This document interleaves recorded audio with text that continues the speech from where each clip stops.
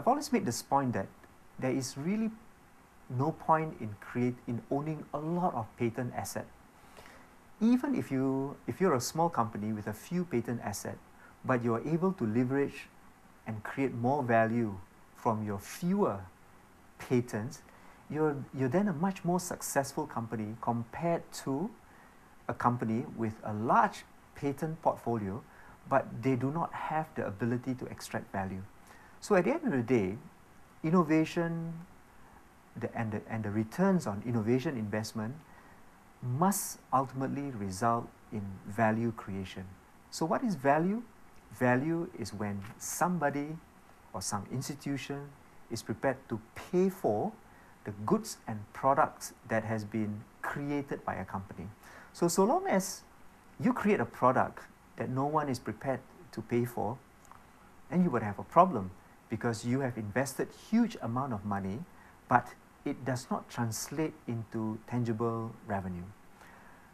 Another point I wish to share with you is the concept of managing the values game versus the volumes game. You know, when economies start to develop, you know, they go for the basics, you know, manufacturing, and they rely a lot more on numbers. But if you try to create a much more sophisticated service economy, you really have to play the values game. So the challenge for what I call middle income economies such as Malaysia is, how do you shift the game from from volume driven to value driven? Key lesson: you cannot do it overnight. It's not possible. Again, another reminder from Michael Porter: the game to move, the shift, right, to move from efficiency driven to innovation driven is far more complex. And what are those elements that makes this process far more complex? If you then turn to slide number 5, what I've done is I've highlighted in that slide the different elements of what I call the value map that is required in order for nations to achieve higher income by first becoming more productive, second by becoming more competitive, right? In that element, I've highlighted the value chain that moves from the left to the right. On the left-hand side, roughly around 9 o'clock, you will see R&D, innovation, and you really need to start first with a strategy design. Only after you have developed an appropriate strategy for innovation development, you then put in the appropriate investment. I've advised many governments, especially from Southeast Asia, that it is not the amount of innovation investment that matters. It is how well you manage that small investment that you're going to put into innovation that will yield the highest result. It is all about putting in as little as possible to achieve the highest result in the shortest possible time, right? So it's minimal investment, higher yield, and more importantly, within the shortest possible time. Let's take another example, again here, back to Malaysia, which is an economy I'm most familiar with. Malaysia has set itself a Vision 2020, right, to become a developed country. In my view, Malaysia will definitely become the first developed Muslim country. But there are competitors, you know, from UAE, you know, even countries like Qatar, you know, they're all trying to leverage on innovation. Look at the Saudis, for example. They recognized a long time ago that they cannot rely on oil. They are now trying to diversify the economy. They are trying to promote innovation. So then the question then is, how then do economies and companies compete in the new era?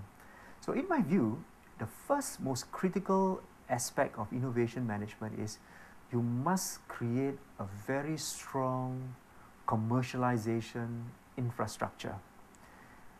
This would require the development of extremely important database infrastructure relating to this concept called competitive technology intelligence. These are some of the key building blocks in developing very successful innovation-driven policy. Let me give you a simple example. All nations today wants to go into green technology because it's supposed to be the hottest area. They all want to go into biotechnology, they want to go into nanotechnology. You know, it's easy to determine what sort of technology you want to go into, but it's far more complex to determine which sector or subsector you need to go in this particular area. And the only way that governments can make decision on the right technology focus area or the niche technology area they want to focus in is they have to focus on evaluation. I met a Stanford professor several weeks ago, and he said this. He was very surprised to learn that in Malaysia, they don't spend enough time evaluating. You know, they are in a rush to go through something in a matter of weeks, if not maybe months at the maximum. But he says that in Stanford University, they take many months, 9 months to 18 months, just to evaluate a particular technology. And a critical building block in this evaluation process is competitive technology intelligence. So if you look at the last slide that I have prepared, somewhere around 7 o'clock, I highlighted 2 rounds of competitive technology intelligence.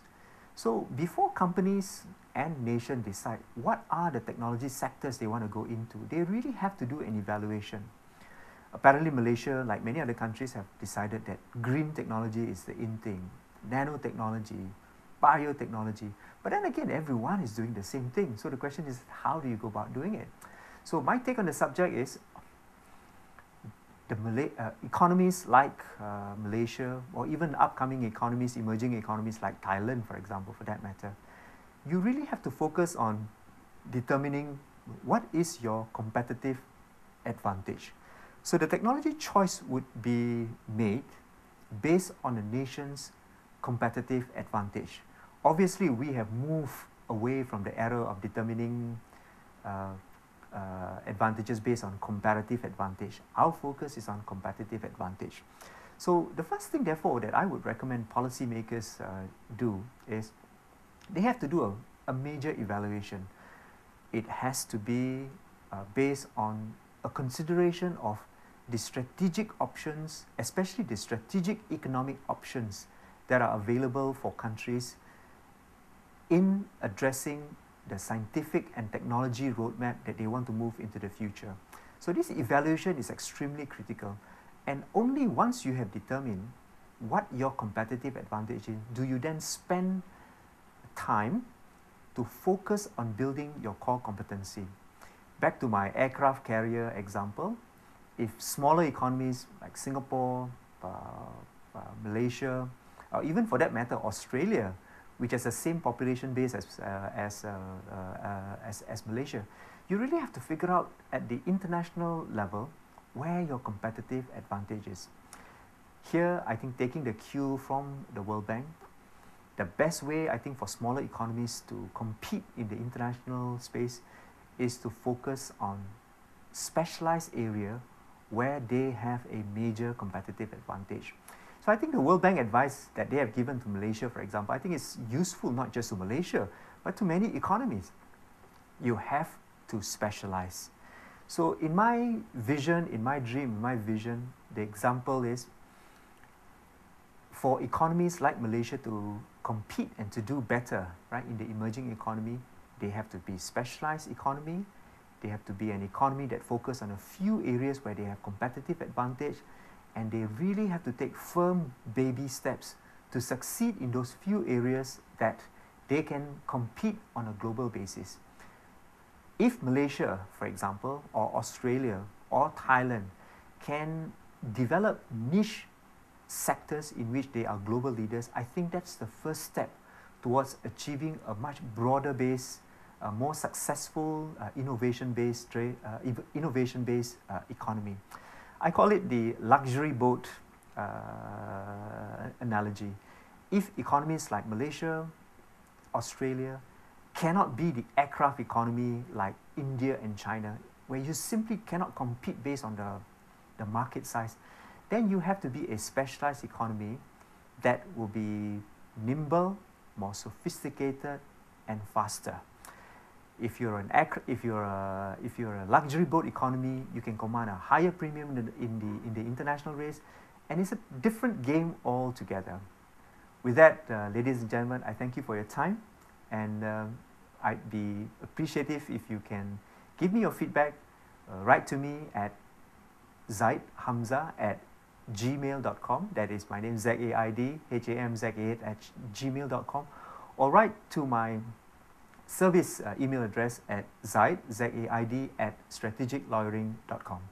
With that, I wish you the best in your future endeavor. May your company succeed and your economy grow into the next level.